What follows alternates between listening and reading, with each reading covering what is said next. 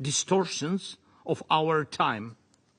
Whom must we call to peace, and on whom must we press to achieve it? One of the permanent members of this Council is doing everything to prolong the largest war in Europe since World War II. Russia does this with impunity, using its veto power, buying influence, and keeping peace on hold. The Russian representative is here, but of course not the one who makes the real decisions. That man fears to sit face to face with Ukraine and the world and openly admit he wants only war.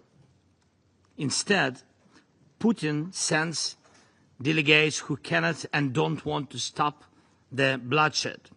And when he appears abroad, in Beijing or somewhere else, it's only to buy more time for killing, pretending he seeks diplomacy. Putin only cares about using every meeting, every chance to keep the war going.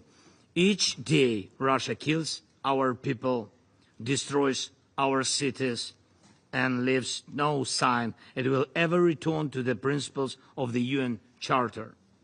China is also represented here, a powerful nation on which Russia now depends completely. If China truly wanted this war to stop, it could compel Moscow to end the invasion. Without China, Putin's Russia is nothing. Yet too often, China stays silent and distant instead of active for peace. The United States of America is present here as well, a strong nation that supports our defense, and we've said yes to every proposal from the US President for a ceasefire and talks with Russia to bring peace. But Russia always says no, or tries to confuse everyone so that even a ceasefire can't happen. And I met with President Trump just now, and we spoke about how to finally bring peace, and we discussed a few good ideas, and I hope they will work. And I'm grateful for this meeting, and we expect America's actions to push Russia toward peace. Moscow fears America and always pays attention to it. The United Kingdom is here, a permanent member of the Security Council. France is here, also a permanent member. Both nations support us, support our people, our independence. Both promote diplomacy, and both are parties to a document that was supposed to be a positive milestone, together with the other permanent members of the UN Security Council. But instead, it became a warning to the world. The Budapest Memorandum, meant to guarantee Ukraine's security in exchange for giving up nuclear weapons, failed. It proved that international promises can turn into blabbering.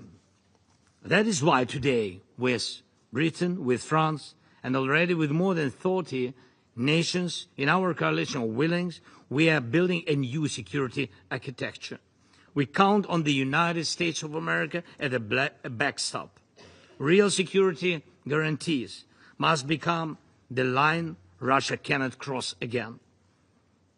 Here is one example of how strength can stop war. If we could strengthen our skills with a joint system to shut down skies, with a short system to shut down Russian missiles and drones, it would force Russia to stop its attack from the sky, because everything could be shut down, and so Putin would be forced to sit here or in another respectable venue and look for a truce on the ground.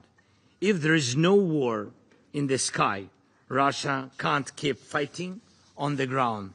I have talked about this with President Trump and with other leaders. Why do I say this now and here?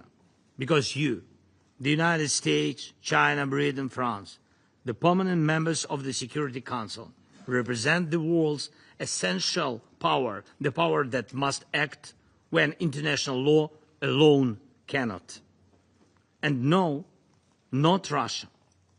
With this war, Russia has discredited itself, even for those who do not yet criticize Putin openly. They still feel that Russia's presence brings no good.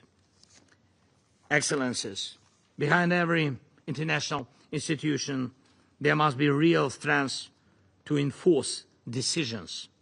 This is true for the Security Council and for the UN as a whole. If you stand together for ending this war, even Russia will have to obey. And if some of you act while others delay, the war goes on. Ukraine wants peace more than anyone in the world. The front is on our land, and we mourn our people, and we try to save our cities and to save our small villages. Russia ignores its dead, blind to its own losses. But one day it will see and it will hear, and it will happen when it sees your actions, when it hears your united call for peace. That is my appeal to you today. Be the force that act together, please, united lest to stop Russia's war. And we know how to guarantee security. What we need now is a strong push to force Russia toward peace. Thank you. Slava Ukraini.